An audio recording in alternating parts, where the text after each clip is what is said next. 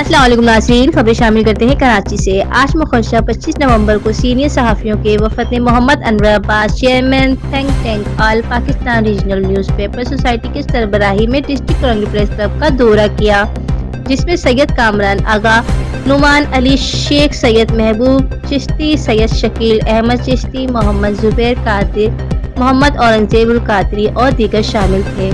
District Korangi press club के अहदेदारों ने आए हुए मेहमानों का भरपूर इस्तकबाल किया और डिस्ट्रिक्ट कोरंगी प्रेस क्लब पर आए हुए मेहमानों को फूलों के गुलदस्ते और सिंधी सकाफती अजरत का तोहफा पेश किया।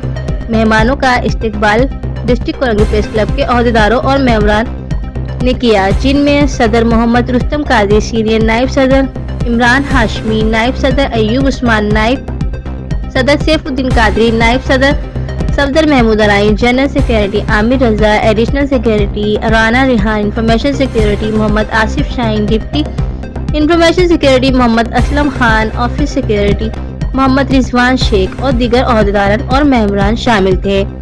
मेंबर मजलिस आमला district Korangi press club Amjad Ansari ने डिस्ट्रिक्ट कोरंगी प्रेस क्लब के अहदेदारों का तारुफ करवाया।